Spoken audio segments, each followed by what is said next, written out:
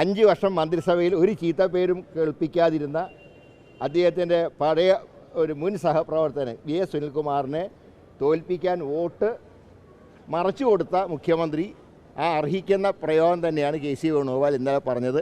അതിനെ Govindan മാഷോ MA. Baby എന്തെങ്കിലും പറഞ്ഞാൽ ഇതുവരെ ഞാനൊന്നും കണ്ടില്ല.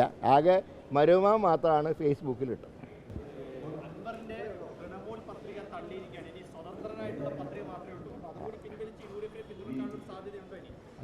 അദ്ദേഹം ചെയ്യേണ്ട കാര്യങ്ങൾ ഇഷ്ടംപോലെ അദ്ദേഹം ചെയ്യട്ടെ. ഇപ്പോൾ അതിനെക്കുറിച്ച് UDF ആ കാര്യങ്ങളൊന്നും ചിന്തിച്ചിട്ടില്ല. ഞങ്ങൾക്ക് 19-ാം തീയതി ഇലക്ഷനിൽ ജയിക്കുക, ആ ഒരൊറ്റ ടാർഗറ്റായിട്ടാണ് മുന്നോട്ട് നീങ്ങുന്നത്. ആർക്ക് വേണമെങ്കിലും മത്സരിക്കാം, ആർക്ക് വേണമെങ്കിലും മത്സരിക്കാതിരിക്കാം, അത് അവരവരുടെ ഇഷ്ടം. UDFനെ സംബന്ധിച്ച് ഞങ്ങൾ ഞങ്ങളുടെ വർക്കുമായിട്ട് മുന്നോട്ട് നീങ്ങുകയാണ്. ഇപ്പം മറ്റ് വിഷയങ്ങളൊന്നും ചർച്ചാ വിഷയമല്ല.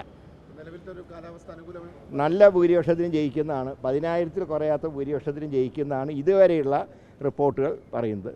അതിൽ ഭൂരിപക്ഷം വർദ്ധിക്കുകയുള്ളൂ, ഒരു വോട്ട് പോലും കുറയില്ല. ഞങ്ങൾക്ക് നല്ല കോൺഫിഡൻസ് ഇത്തവണയുണ്ട്.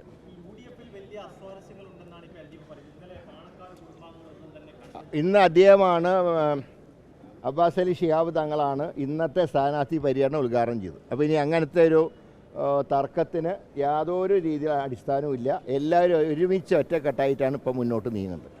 പിന്നെ ഏറ്റവും രസകരമായ കാര്യം, ഇന്നലെ മുഖ്യമന്ത്രിയെക്കുറിച്ച് കെ.സി. വേണുഗോപാൽ ഒരു അഭിപ്രായം പറഞ്ഞപ്പോൾ അദ്ദേഹത്തിനെ പ്രതിരോധിക്കാനാകെ മരുമ മാത്രമേ രംഗത്തുള്ളൂ. പാർട്ടി സെക്രട്ടറിയോ അഖിലേന്ത്യാ ജനറൽ സെക്രട്ടറിയോ ഒരു വാചകം പോലും പറഞ്ഞിട്ടില്ല. അപ്പോൾ അതിൻ്റെ അർത്ഥം മുഖ്യമന്ത്രി LDFൽ ഒറ്റപ്പെടുന്നു, CPMൽ ഒറ്റപ്പെടുന്നു. അതാണ് കാരണം. അദ്ദേഹം ചെയ്ത ചതിപ്രയോഗം തന്നെയാണ് കെ.സി. വേണുഗോപാൽ ഇന്നലെ സൂചിപ്പിച്ചത്.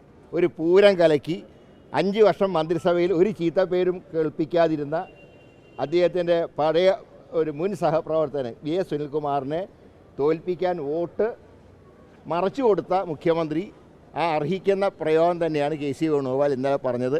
അതിനെ ഗോവിന്ദൻ മാഷോ എം.എ. ബേബി എന്തെങ്കിലും പറഞ്ഞാൽ ഇതുവരെ ഞാനൊന്നും കണ്ടില്ല.